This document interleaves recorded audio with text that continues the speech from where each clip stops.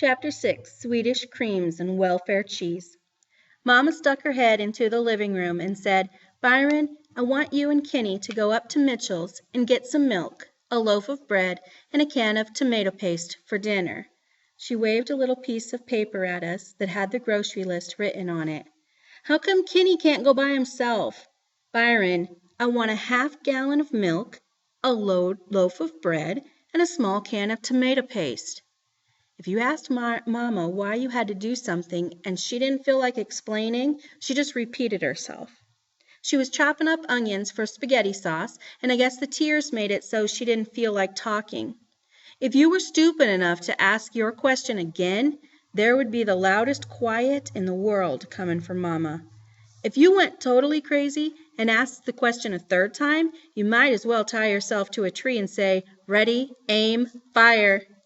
Byron got the message and jerked up off the couch and walked over to the TV and punched the off button knob.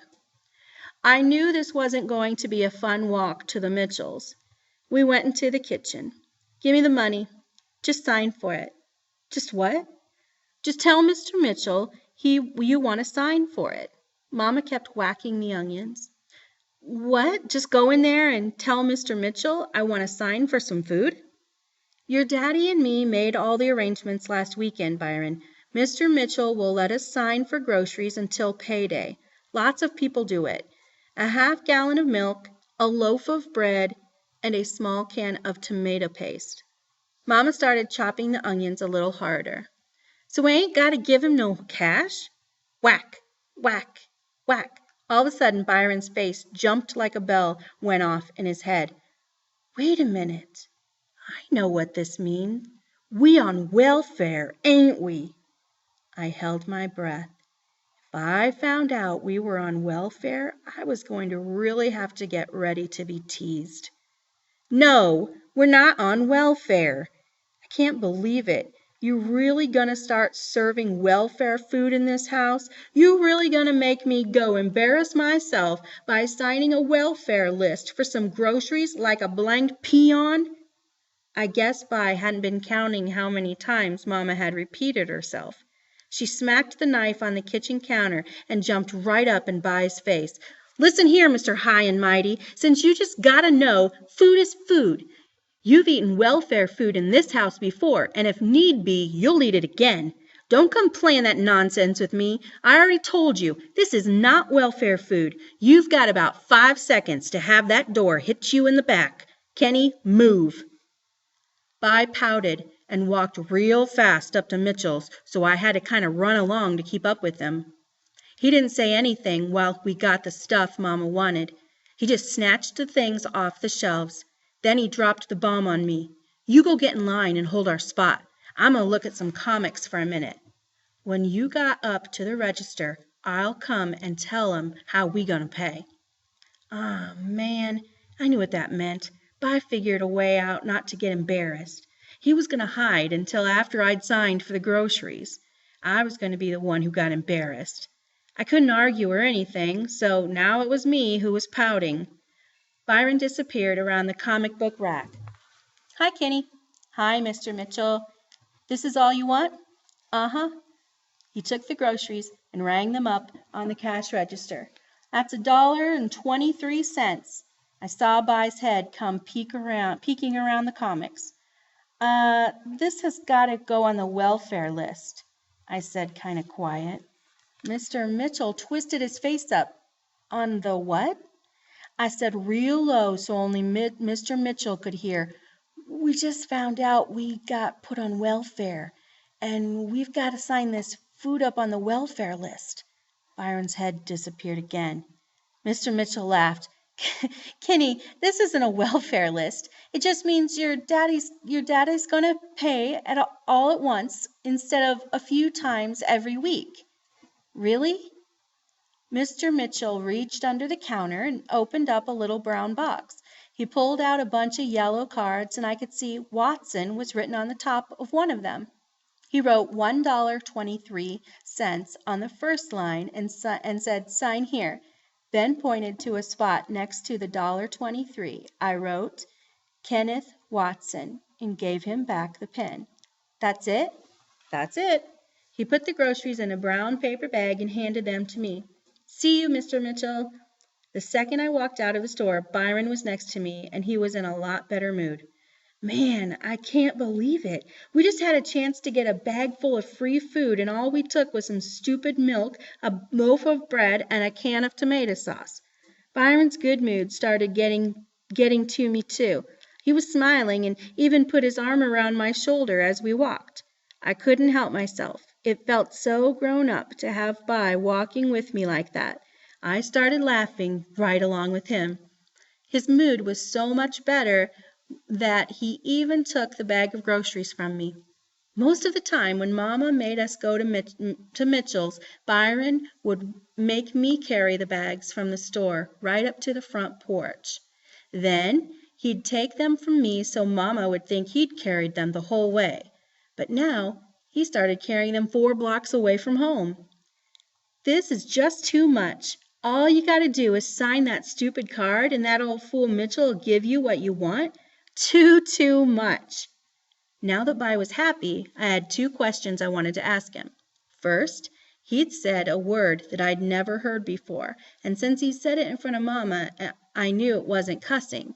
As we walked home with his arm around my shoulder, I thought I might get a real answer from him. Byron, what's a peon? A peon? Didn't you see the Magnificent Seven? Peons was them folks that was so poor that the rich folks would just as soon pee on them as anything else. I knew this had to be a lie. You could get yourself in a lot of trouble if you listened to half the stuff Byron said. But I asked my next question anyway. What do you think the welfare food was that Mama said she gave us? I wish I hadn't asked, 'cause this brought back his bad mood. He took his arm from around my shoulder and said, I know what it was. He handed me back the groceries, too. Don't you remember how some of the time Dad sneaks up in the morning and goes to the kitchen, and when he comes out there's this big jug of milk?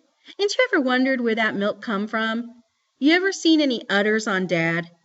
That milk came out of one of them big brown boxes they keep up on them high shelves, Pure D welfare food. And don't you remember that cheese? Who ever heard of cheese coming in a box as big as a loaf of bread? You ever try to pick one of them things up? Real cheese come in hunks or slices, not no blang loaf that weigh 40 pounds. I always thought there was something strange about that mess, and now I know. She been sneaking us welfare food, Pure D welfare food.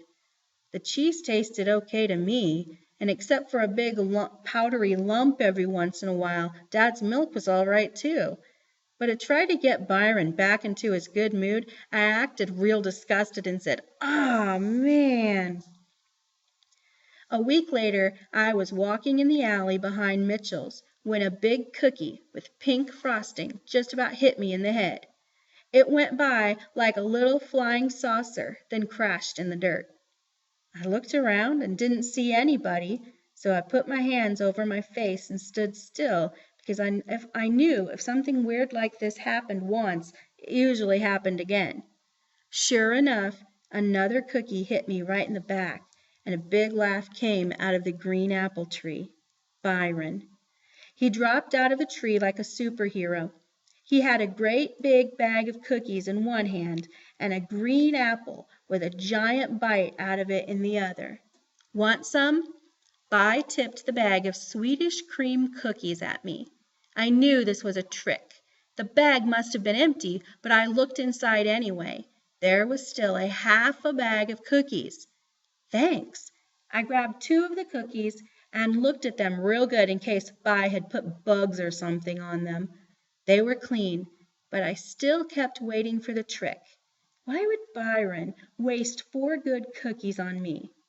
Man, Swedish creams have got to be the best cookies in the world. I gulped them down and wiped my hands on my pants. I couldn't believe it. By tipped the bag at me again. He jumped up and snatched a green apple off the tree, checked it for wormholes, and then handed it to me. You best eat some of this. Them Swedish creams is good at first, but they get kind of thick in your throat after a while. Byron was being too nice, so I knew something bad was about to happen.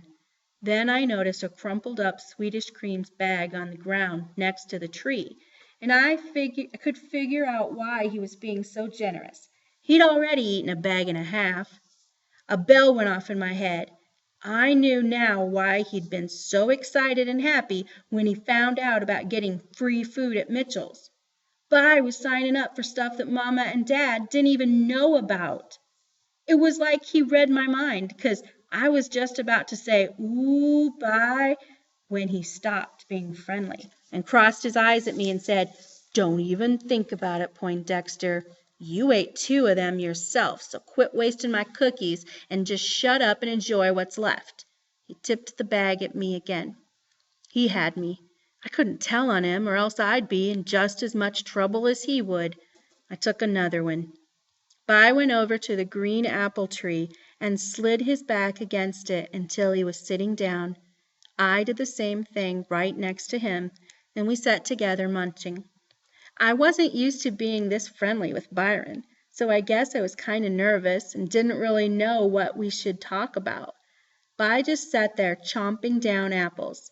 So I tried to think what him and Buphead would talk about when they sat around like this. Finally, I said, "So, Vi, how about you and me doing a little cussing?" He twisted up his face and said, "I thought I told your jive little butt to shut the heck up and enjoy the dang cookies. Now do it." I got a huge smile. This was a perfect day, but like always, Vi ruined it. "Look!" He pointed up at a telephone wire where a big bird sat. The bird was about the size of a pigeon and was grayish-brown with a long pointy tail hanging underneath it. Vi jumped up and said, "That's a mourning dove. They're the coolest birds in the world. Don't nothing shake them up." Vi threw a Swedish cream at it. The cookie zipped right by the bird's head, and all the bird did was raise its wing once and look behind it. He threw 3 more cookies at the bird, and it still didn't move. When Byron's 4th Swedish cream left his hand, I knew that if the bird didn't move, he was going to get whacked. The cookie popped the bird smack jab in the chest. The bird's wings both stuck out to the side, and for a hot second, with its tail hanging down and its wings sticking out like that, it looked like a perfect small letter T stuck up on the telephone wire. Then, in slow motion, the bird leaned back and crashed to the dirt of the alley behind Mitchell's. I'd been throwing rocks and things at birds since I was born, and had never even come close to hitting one. I'd seen a million people throw a million things at birds, and no one had ever really hit one, not even a pigeon. But now Vi had knocked a bird right out of the sky with a Swedish cream cookie. When I got to Byron, he'd picked up the bird and was holding it in his hands. The bird's head drooped backward and was rolling from side to side, dead as a doughnut. "You got him! You got a bird!" Byron held the bird in one hand, and with his other one gently brushed pink frosting off the dove's chest. "You got him! I've never seen a bird get—" I looked right at Byron, and his face was all twisted up, and his eyes were kind of shut. He dropped the bird, walked over to the green apple tree, and started throwing up. I stood there with my mouth open. I couldn't believe Byron was starting to cry, and I couldn't believe how much vomit a bag and a half of Swedish creams and some green apples could make. When it looked like he was done, I walked over and put my hand on his back. As soon as I touched him, he popped me in the arm, hard. "Vi, what—" He picked up a rotten apple and threw it at me. "Get the heck out of here! What are you staring at? Them apples got me sick, you little cross-eyed punk. Get out of here." Rotten apples started coming at me real hard and fast, so I left. It was hard to understand what was going on with Byron. Some of the time, if a genie came and gave you 3 wishes, you wouldn't mind using all 3 of them to wish some real bad stuff on him. Not stupid stuff like that woman in the fairy tale when she wished her husband had a sausage on his nose either. I mean stuff that would make Byron hurt so much that he'd have to think every day about how mean he is. If he just had a sausage growing off of his nose, people might laugh at him behind his back, but no one would have nerve enough to tease him to his face and call him Weenie Nose or something. He wouldn't know how it feels to always have someone jumping on you, how sad that can make you get. Sometimes I hated him that much and thought he was the meanest person in the world. After my arm quit hurting from his punch, I went back to the alley behind Mitchell's to take another look at the dead bird, but it was gone. Right in the spot where the bird had crashed by had dug a little grave, and on top of the grave there were 2 popsicle sticks tied together in a cross. Leave it to Daddy Cool to kill a bird, then give it a funeral. Leave it to Daddy Cool to torture human kids at school all day long and never have his conscience bother him but to feel sorry for a stupid little grayish-brown bird. I don't know, I really wish I was as smart as some people thought I was, 'cause some of the time it was real hard to understand what was going on with Byron.